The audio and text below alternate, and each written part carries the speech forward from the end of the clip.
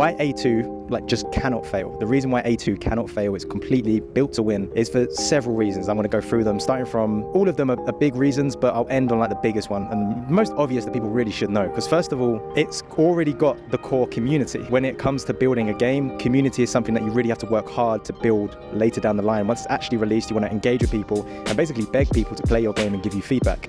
This game has a huge advantage where it already has a core player base before the game's even built. They're playing their cards correctly by bringing that core community into the fold early on and getting that feedback very quickly. And the massive advantage they have is that that feedback is very, very willingly given and constructively as well. It's not just yes men being like, yeah, that's great, yeah, that's great. It's constructive in a positive way. So it's not, yeah, that's awesome, yes men, just opinions that doesn't really mean anything, they're just being nice. What you want is people that are invested enough to give you the truth, but also care enough to make it constructive. A2 is in the sweet spot where it has that demographic, that core audience already on board, giving that constructive feedback, and they know about it. They're not ignoring this feedback. If anything, they're going too far because they're just employing these people. The people that are giving this feedback are like, yeah, you should do it like this, like this, like this. And they're like, yeah, sure, here you go, here's a contract, get on board. And that's happening. They've obviously got their core team that know what they're talking about, like seniors and veterans in the field of building games, specifically building VR games. And then they have built a wider team of 50 plus people that really care, and it's driven on passion. Although experience is required, needed, desired, and already in the team, they're recruiting on passion. The people that have already put years and years into this concept of VR sports. So that's the first thing. They've already got that core user feedback continually, and they're using it correctly. They're self-aware of that. I don't think anything is going over their heads. They're just completely on point when it comes to building this the correct way. So that was the first point about having the feedback readily available. The second point of why they just cannot fail, they must succeed, is using that feedback. So they're collecting it, amazing. They've got the player base playing the game, these early testers, and which they're widening over time. They're also listening to that feedback, taking it on board and developing forward. With that feedback, the game is completely in flux. And it's in a way where it can be molded by the people that want to use it. And on top of that, they're molding it.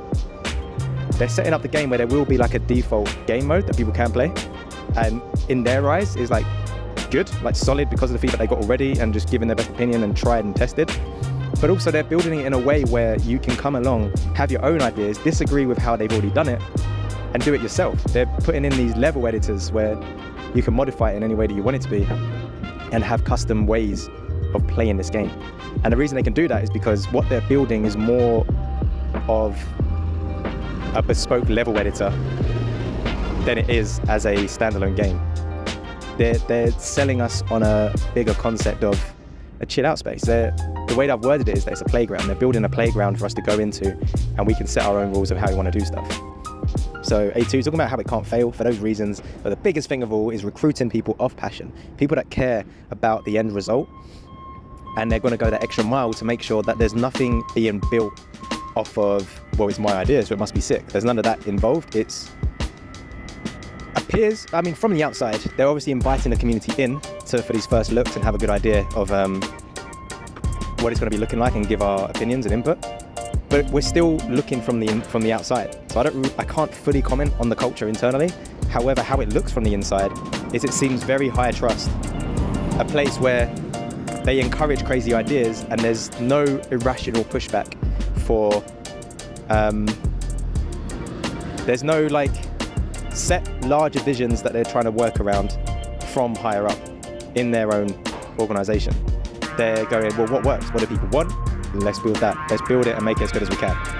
That's what they're doing, and it completely works. This is why I think A2 just cannot fail in their mission in creating what they're building, which is VR sport. And as I'm verbalizing this, I'm realizing the linkedness of it all, how it all does come together. It's layered in a way where it's not separate layers. It's not social platform here, and then our game, our VR sport sits on top, and then we expect other people to do different game modes.